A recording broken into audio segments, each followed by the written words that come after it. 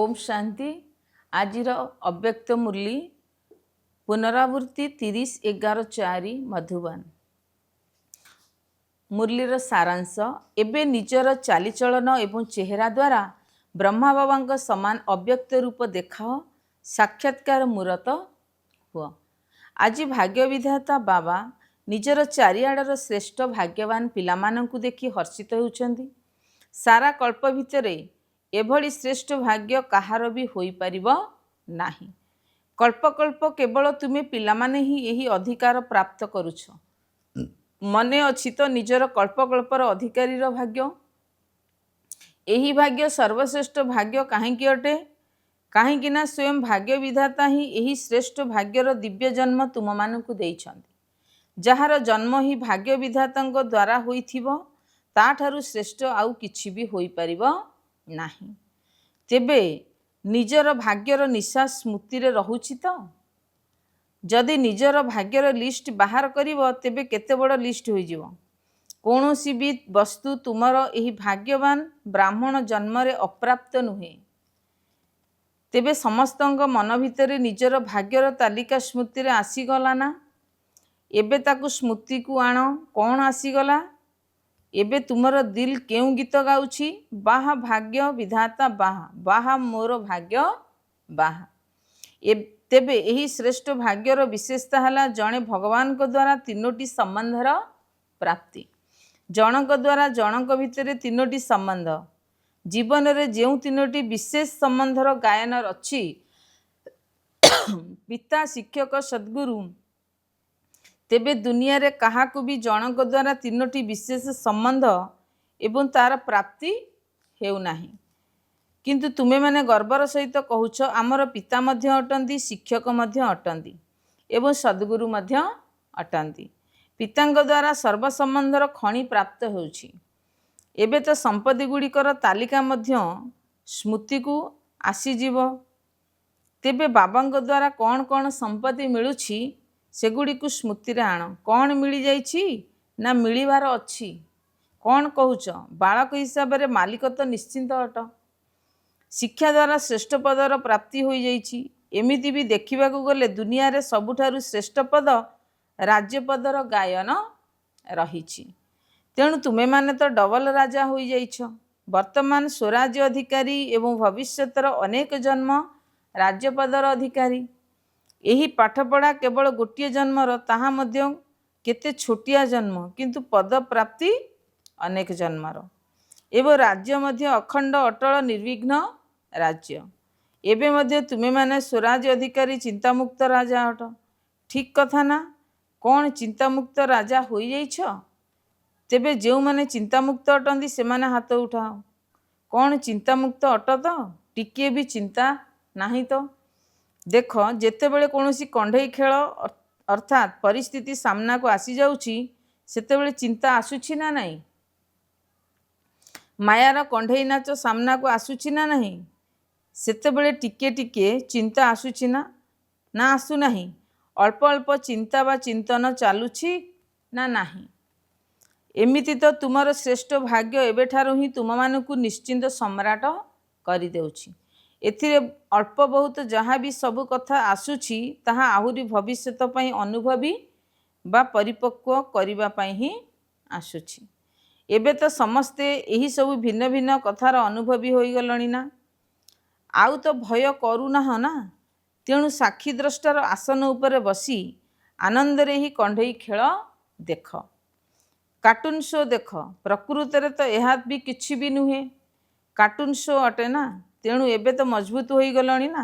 कौन कहूछ? मजबूत तो ना केबे केबे विचलित होई जाउछ? माया तो कागजर बाघ होई आसुछि। तेणु एबे समय अनुसार अनुभवी मूरत होई समय को, प्रकृति को, माया को चैलेंज कर। आस आमे विजयी आत्मा अटू। विजयीर चैलेंज कर। मझिरे मझिरे काश होउछि, आज बाजा टिके खराब अछि, जहाँ हेले भी मिसिबा को तो पड़िबो ना। तेबे बाप दादा पाखक दुईटी गुरु बार बार आसुचंदी। काहेकि ना? काहेकि आसुचंदी जानिछ? दुईटी जाक गुरु बाप दादा कहउछंदी आमे प्रस्तुत अछु। गोटी हला समय, प्रकृति एवं माया। माया भी जाणीगलाणी जे एबे मोर राज्य जाउछि एवं द्वितीय ग्रुपटी है एडवांस पार्टी दुईटी जाक ग्रुप तारीख पचारुंट विदेश तो 1 वर्ष पूर्व तारीख निर्धारण करुछ ना किंतु एठारे 6 मास पूर्व तो कर देउछंती तेबे भारत रे टिके तेबे 6 मास पूर्व कर देउछंती तेणु 15 दिन भितर कौन कार्यक्रम तारीख निर्धारण हो जाउछि तेणु एबे समाप्ति संपन्नता एवं बाबा समान हेबार तारीख कौन ए कथा कि ए कथा बाप दादा को पचारुछन तेबे एई तारीख को एबे तुमे ब्राह्मण मानकु ही निर्धारण करने को हबो कौन होई परिबो तो एहार तिथि निर्धारण होई परिबो पांडव माने कुह एही 3 जण जाक कुह बाप दादा निर्भर भाई रमेश भाई ब्रिजमोहन भाई को पचारुछंती एहार तिथि तारीख करने को हबो ना कौन होई परिबो तो एहार तिथि तारीख निर्धारण होई परिबो कुह होई परिबो ना अचानक हबो ड्रामा रे तो निर्धार्य अच्छी किंतु ताकू वास्तविक रूप रे करिवार अच्छी ना नाही सेई तारीखटी कौन सुनाओ हेबार अच्छी तो कौन अचानक होई जीवो कौनसी तारीख निर्धार्य हेब नाही तो हब प्रथम धाड़ी वाला कुह हब तो जो माने कहउछंती ड्रामार निर्धार्य को वास्तविक रूप रे करिबा पई निज मन भितरे कौनसी तारीख संकल्प करने को पड़िबो से माने हाथ उठाओ तेबे तो करने को पड़िबो ना एमाने उठाऊ नाहांती कौन अचानक हब तारीख निर्धार्य करि परिबो पछवाला बुझी पारिल तो अचानक हब यह तो ठीक कथा किंतु निजको प्रस्तुत करने पई लक्ष्य निश्चिंत रखा हम लक्ष्य न रखिले संपन्न होबारे अवहेलापणिया आसीजिव तुमे देख जेतेबेले कौनसी तिथि निर्धार्य कर देउछु तेबे जाई सफलता मिलुछि कौनसी भी प्रोग्राम करुछ तार तारीख निर्धार्य करुछ ना मते हेबाकू ही पड़िबो एही भली संकल्प तो करने को पड़िबो ना ना नाही ड्रामा रे आपे आपे होई जीवो कौन भावुछ प्रथम धाड़ी वाला सुनाओ प्रेम डोराडून सुनाओ करने को पड़िबो करने को ही पड़िबो जयंती जयंती कुह करने को पड़िबो आशा ताहा केबे हबो ए कथा मध्य कही कहि परिबे ना समय तुमको संपन्न करिवो बा समय तुमको समीप को आनिबो बाप दादा देखुचंती जे ज्ञान मध्य स्मृति रे रहउची निशा मध्य रहउची निश्चय मध्य रहउची किंतु एबे एथिरे आउ किछि जोड़िबा दरकार चालीचलन रे एवं चेहरा रे देखा जिबा दरकार बुद्धि रे तो सब कथा मन रहउची स्मृति रे मध्य आसुची किंतु एबे स्वरूप रे आसु जेबे कि साधारण रूप रे मध्य केही जदि विशेष कार्य करुछि तेबे कौनसी धनी लोकर पिला तो बहुत पढ़ा लिखा अटे तेबे तार चालीचलन देखा जाय थाए ये तो किछि विशेष अटे ता भितर किछि ना किछि नियारापण देखा जाउथिबो तेबे एते बड़ भाग्य मिलुछि संपत्ति पाठ पढ़ा एवं पद मध्य मिलुछि यह तो स्वराज्य यह सहित स्वराज्य तो एबे मध्य करुछ ना प्राप्ति गुड़िक मध्य सब मिलुछि तेणु यही भाग्यर तारका तुम समस्तंकर चमकुथिबार देखा जिबा दरकार देखा जिबा उचित ना हेबा उचित नुहे अनुभव हेउ जे एमाने आमर इष्टदेव इष्टदेवी अटंती एमाने आमर निजर अटंती जेपरि आरंभ समय रे देखिच साधारण शरीर थिले मध्य आदि समय रे ब्रह्मा बाबा भितर किए देखा जाउथला श्री कृष्ण देखा जाउथला आरंभ समय रे आत्मा मानकर अनुभव अछि ना तेणु जेपरि आदि समय रे ब्रह्मा बाबा द्वारा कृष्ण देखा जाउथला सेही बळी शेष समय रे मध्य कोन देखा जाउथला अव्यक्त रूप होई जाउथला ना चाली चलन रे चेहरा रे देखा जाउथला ना तेबे बाप दादा विशेष करी निमित्त पिला मानकु एही होमवर्क अर्थात पाठ देउछंती जे एबे ब्रह्मा बाबा समान अव्यक्त रूप तुम मानकर चालीचलन एवं चेहरा रे देखा जाओ अति कम 108 मालार दाना गुड़िक तो देखा जातु ବାପ ଦାଦା ନାମ ଜାଣିବାକୁ ଚାହୁଁନାହାନ୍ତି, କାହାର ନାମ ଶୁଣାଇ ନାହାନ୍ତି ଯେ 108 ମାଳାର ଦାନା କିଏ, କିନ୍ତୁ ସେମାନଙ୍କର ଚାଲିଚଳନ ଏବଂ ଚେହେରା ଆପେ ଆପେ ପ୍ରତ୍ୟକ୍ଷ ହଉ। ଏହି ହୋମୱାର୍କ ବାପ ଦାଦା ବିଶେଷ ଭାବରେ ନିମିତ୍ତ ପିଲାମାନଙ୍କୁ ଦେଉଛନ୍ତି। କ'ଣ ହୋଇପାରିବ? ଆଚ୍ଛା, କେତେ ସମୟ ହୋଇପାରିବ? ଏମିତି ଭାବ ନାହିଁ ଯେ ଯେଉଁମାନେ ପଛରେ ଆସିଛନ୍ତି ସେମାନେ ସମୟର କୌଣସି କଥା ନାହିଁ।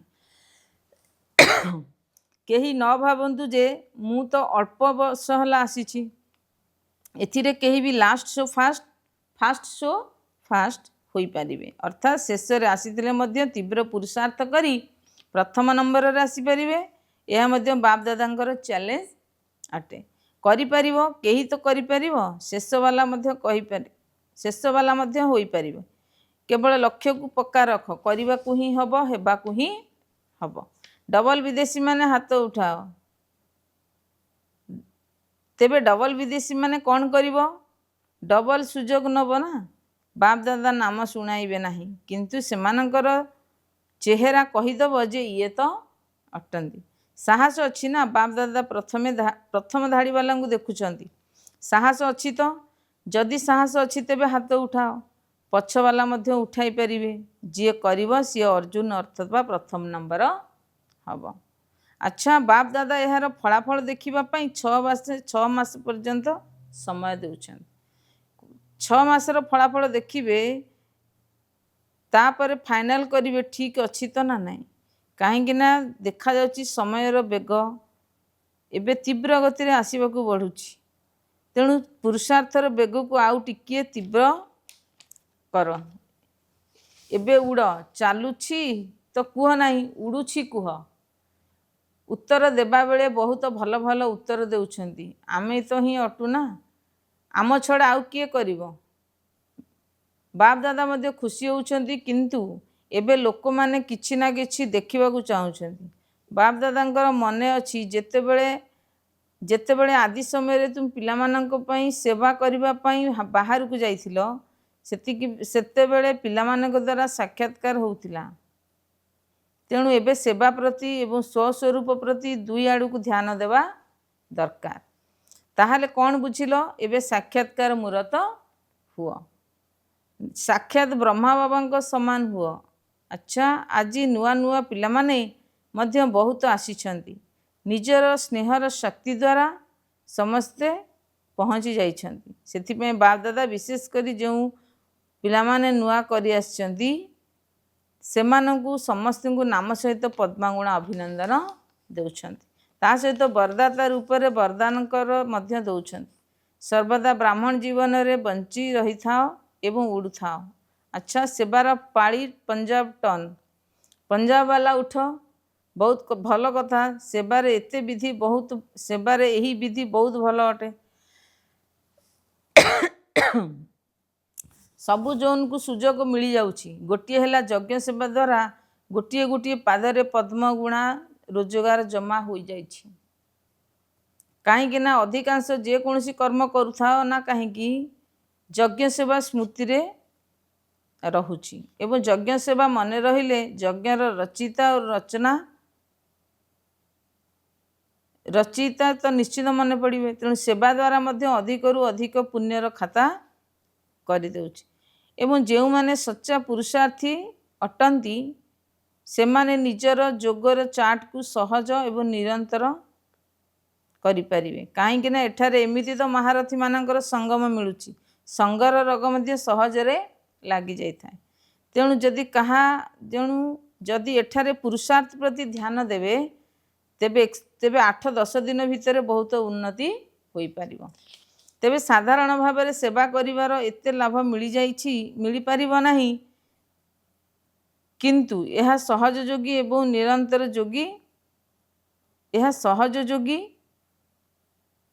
ନିରନ୍ତର ଯୋଗୀ ହେବାର ଏକ ସୁବର୍ଣ୍ଣ ସୁଯୋଗ ଅଟେ। ପୁଣ୍ୟର ଖାତା ଜମା କରିବାର ଏବଂ ବଡ଼ରୁ ବଡ଼ ପରିବାରର ନିଶାରେ ମଧ୍ୟ ଖୁସିରେ ରହିବାର ମଧ୍ୟ ଏପରି ଏକ ସୁବର୍ଣ୍ଣ ସୁଯୋଗ ଅଟେ। ତେବେ ପଞ୍ଜାବ ବାଲାଙ୍କୁ ସୁଯୋଗ ମିଳିଛି। ସବୁ ଜୋନ୍ରୁ ତ ସମସ୍ତେ ଆସୁଛନ୍ତି। ସବୁ ଜୋନ୍କୁ ତ ସୁଯୋଗ ମଧ୍ୟ ମିଳିଛି। ସମସ୍ତଙ୍କୁ ଦେଖିବା ଦରକାର। ड्रामा अनुसार चांस अथवा सुजोग तो मिलूची, किंतु तुम्हें माने चांस देने वाला चांसलर अर्थात कुलपति हुआ। तेबे पंजाब वाला तो बुद्धिमान अटंती, कथा कम, बहुत संख्यार मध्य देखिचंती आसीचंती। एबे सेवा मध्य खोला दिल रे मिली, आसीबा वाला संख्या मध्य कम नुहे, संगठन बहुत भल अच्छी। आज दुईटी विंग महिला विंग एवं ग्राम विकास विंग मीटिंग करबा पई आसीचंती। महिला विंग वाला उठा, एथिरे कौन अधिकांश टीचर माने अछंती कि? टीचर माने हाथ उठाओ, बहुत भल सुजोग मिली। सेवा एवं सेवा करिया पूर्वरु मेवा अथवा फल, संगठनर मजा एवं बाबा सहित मिसिबार मजा नेबार फल। तेणु सेवा एवं मेवा दुईटी जाक मिलीगला, भल कथा। एबे आउ कौनसी नुआ योजना करिछ कि? जीए तो करिछ, चाहे महिला वर्ग वाला हुंतु चाहे कौनसी वर्गर संगठन हुंतु, तेबे प्रत्येक वर्ग किछि ना किछि विशेष निजर वास्तविक चालीचलन एवं चेहरारे कौनसी ना कौनसी गुण बा शक्तिर धारणा दियंतु नाही। आमे एई वर्ष बा संगठन चाहे महिला वर्ग हुंतु चाहे कई हुंतु, यही गुण बा शक्ति को विशेष वास्तविक जीवन रे प्रत्यक्ष रूप से धारण करी देखाइबु। सही भली प्रत्येक वर्ग वाला किछि ना किछि निज पे विशेष धारणा निर्धार्य करंतु। यही परस्पर भितर जेपरी सेवार फलाफल नोट करुछ, सेही भली चाहे लिखित हेउ बा संगठित रूप से आलोचना हो, यह चेक करी चल।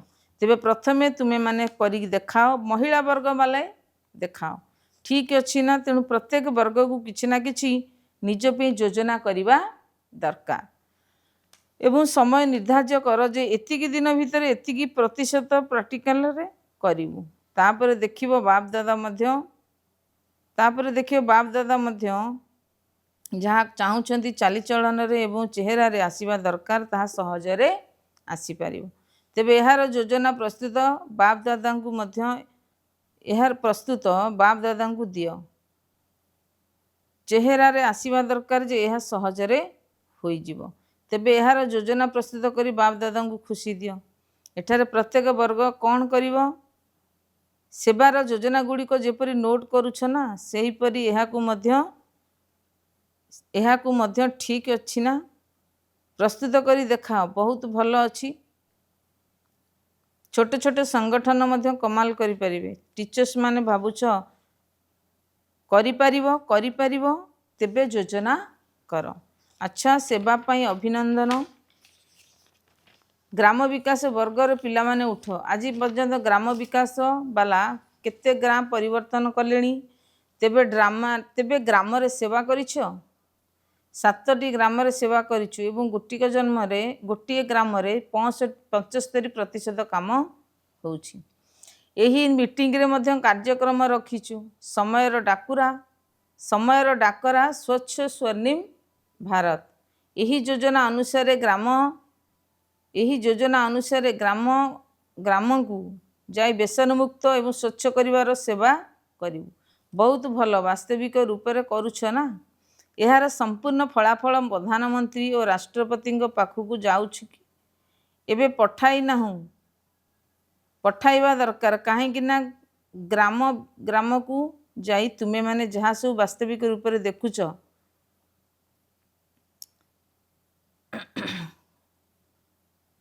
एथिरे तुमे माने सहयोगी हेउछ एवं यार फलाफल को देखी से माने खुशी हेबे। एभली तो गोटे संक्षिप्त विवरणी मध्य प्रस्तुत कर, जहाँ को समस्त मुख्य सरकारी अधिकारी मानक निकट को पठाई पारिबो। पुस्तक नुहे कि पत्रिका मध्य नुहे, संक्षिप्त रूप से सबुआडर फलाफलर विवरणी पठाइबा दरकार। बहुत भल कथा, अभिनंदन। अच्छा, मझिरे काश होउछि, आज बाबा शांति चाहूँगी। बाप दादा निकट को चारिआडर सेवार फलाफल आसी जाउछि एवं आजिकाली विशेष कोण अणुकोण बाकी रहिबा उचित नुहे। समस्त को संदेश मिल जाऊ। जो सब योजना रही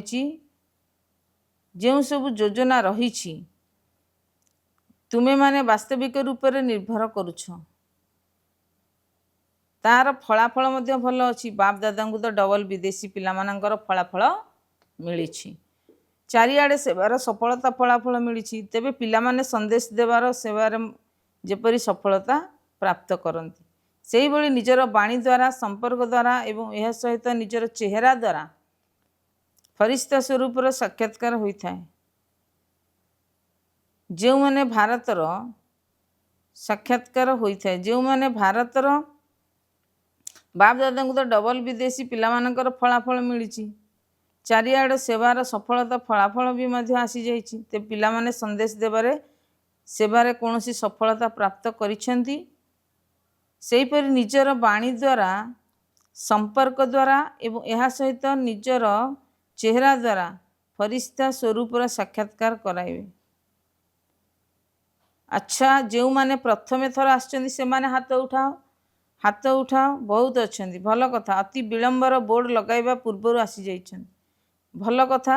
ସୁଯୋଗ ନିଅ, ଚମତ୍କାରୀ କରି ଦେଖାଅ। ଯଦି ସାହସ ଅଛି ତେବେ ସବୁ ପିଲାଙ୍କ ସାଥିରେ ବାପ ଦାଦାଙ୍କର ସହଯୋଗ ନିଶ୍ଚିତ ରହିଛି। ଆଚ୍ଛା, ବାପ ଦାଦା ନିଜର ସାକାର ରୂପରେ ସମ୍ମୁଖରେ ବସିଥିବା ପିଲାମାନଙ୍କୁ ଏବଂ ନିଜ ନିଜ ସ୍ଥାନରେ ବସି ନିଜ ନିଜ ଦେଶର ବାବାଙ୍କ ସହିତ ମିଳନ କରୁଥିବା ଚାରିଆଡ଼ର ପିଲାମାନଙ୍କୁ ବହୁତ ବହୁତ ସେବାର, ସ୍ନେହର ଏବଂ ପୁରୁଷାର୍ଥରେ ଅଭିନନ୍ଦନ ଦେଉଛନ୍ତି। କିନ୍ତୁ ପୁରୁଷାର୍ଥରେ ତୀବ୍ର ପୁରୁଷାର୍ଥୀ ହୋଇ ଏବେ ଆମମାନଙ୍କୁ ଦୁଃଖ ଅଶାନ୍ତିରୁ ମୁକ୍ତ କରିବାର ଆହୁରି ଅଧିକ ପୁରୁଷାର୍ଥ କର। କାରଣ ଦୁଃଖୀ, ଅଶାନ୍ତି, ଭ୍ରଷ୍ଟାଚାରୀ ଏବେ ଅତି ଆଡ଼କୁ ଯାଉଛି।